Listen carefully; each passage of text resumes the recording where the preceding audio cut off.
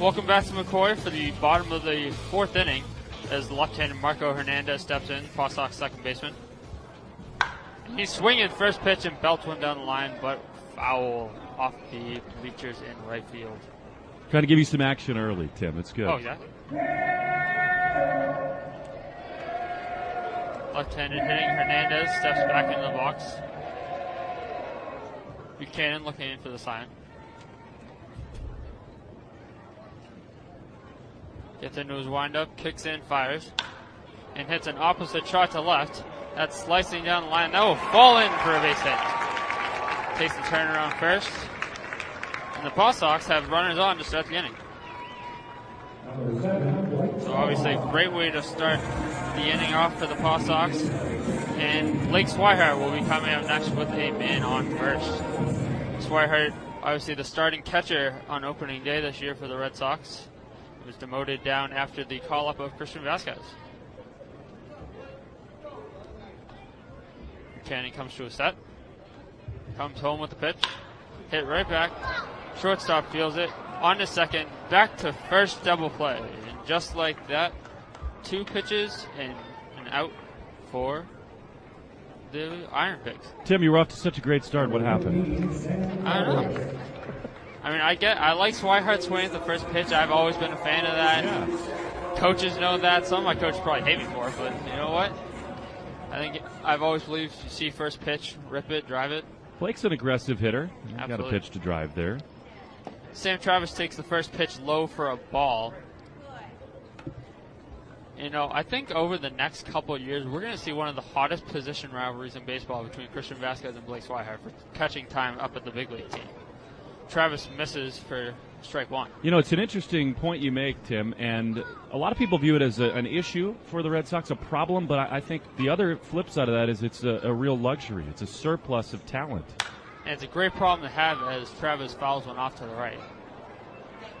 And that one is out of play. You know, Blake yesterday was taking fly balls in the outfield before the game. There's some talk that he'll play a little left field for the PawSox because John Farrell wants both those bats in the lineup, and we'll see if that is part of his future. And exactly. And that could create another position problem because I know the Red Sox are heavy with outfielders up in the big leagues with Mookie Betts and Jackie Bradley, and there's a spot in left field, but we could see what happens between him and Rusnik Castillo.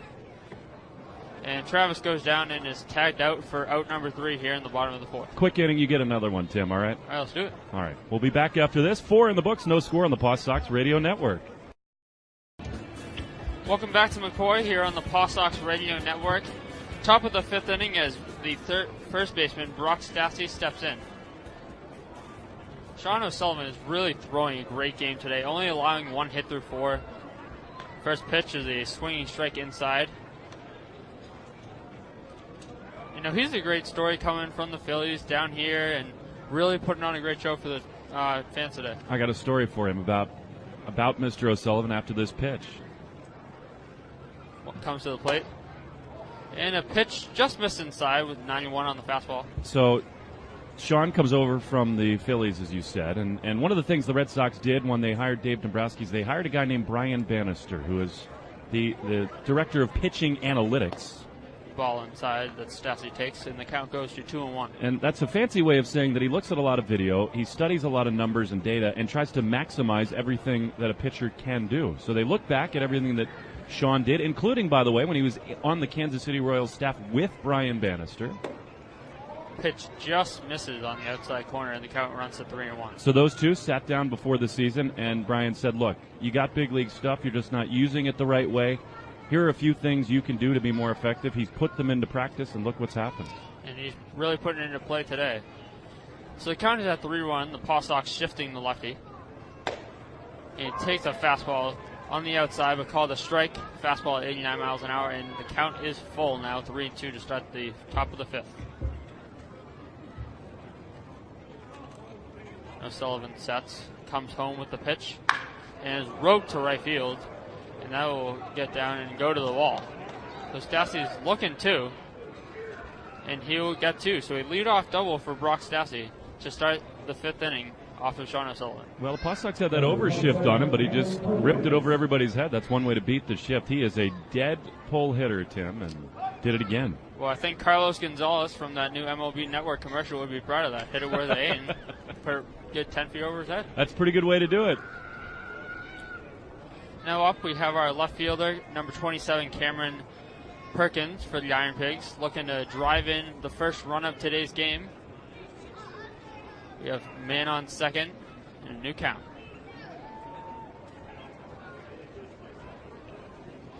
And he's looking to bunt in a beauty down at third, makes the throw is wide and goes past first base. The run will score and Perkins will end up on second.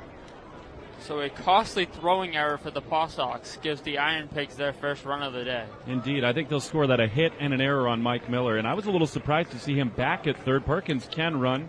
A total sneak attack. He laid that down perfectly. Put a place right between the pitcher and the third baseman. Couldn't have put it any better. Now we have a mound meeting between Leon and O'Sullivan before Will Venable steps in, the former outfielder of the San Diego Padres. You know, Tim, one of the things that Lehigh Valley has done in this series is bunt the ball really effectively. The opener, Nick Williams, bunted for a base hit yesterday against the shift. Cedric Hunter laid down a beautiful bunt that keyed that 5-run rally. They've really played a little small ball in this series.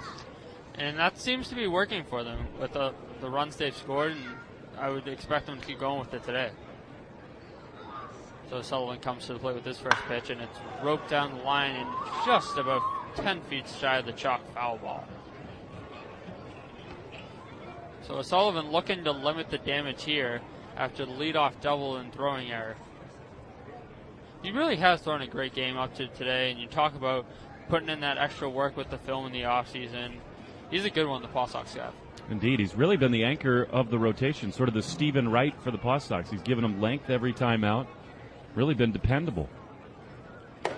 That's a pitch on the outside corner. Beautiful fastball, blocking in 91. And one of the great things that Sean has done is given the PawSox a lot of innings in his starts. They'll need that today because the bullpen is thin. We know that Elias and Owens have gone up to the big leagues. William Cuevas himself went up, made his debut. So they need length from Sean today. He's there to be the workhorse, so that's fouled back. Screamer to left, down the third base side. And I believe we will be seeing Henry Owens tonight against this young Astros lineup. That's a young, hot team right now with Correa and Altuve. They got some good ones down in Houston. Yeah, they're loaded. A little bit of a disappointing start for the Astros. They won the first from the series, but they're now 6-11. That was a crazy game in Houston yesterday. Well, they're going to have to fight down the stretch with the Rangers for the division as Venable takes it outside, 92-mile-an-hour fastball. I found it so interesting, Tim. David Ortiz loves Carlos Correa and Jose Altuve. He's like dying to get to second base so that he can stand there and chat with them. Well, you'd think it'd be the other way around. Such a knowledgeable veteran as Ortiz and these young stars of Correa and Altuve. And it's the other way around. As Venable whiffs on the off-speed pitch. And there are now 2 out.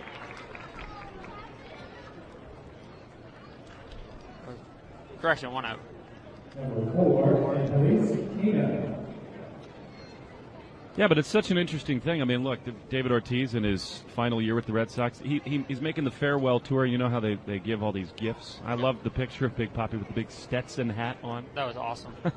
Now as the third baseman, Nina, steps in with 1 out and still a man in scoring position with a man on second. O'Sullivan looks in. And that is taken for a ball high. Well, Friday night was really a great start to the series for the Red Sox. The first of the opening goodbye tour for Ortiz. And Steph Curry was in attendance, so I believe that got a lot of attention. There was a nice picture of him and Papi in the clubhouse after the game. Yeah, he's a big Red Sox fan.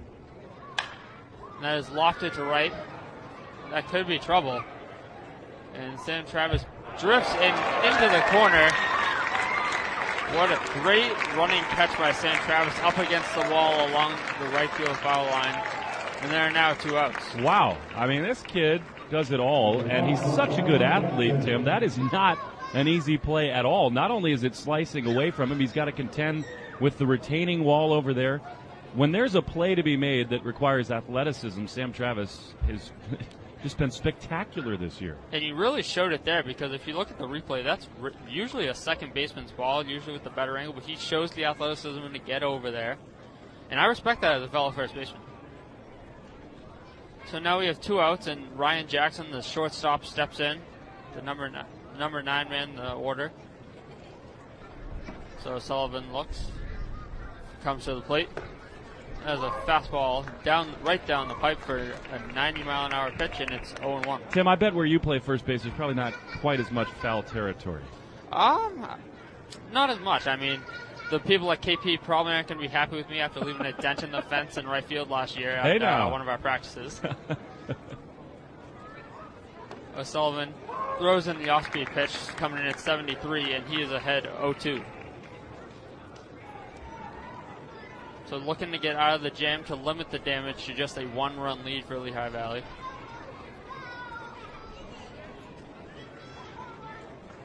Way ahead 0-2. Let's see what he does here. Sets, comes home, and strikes him out with a high cheese 88 miles an hour. So that will end the inning for the PawSox.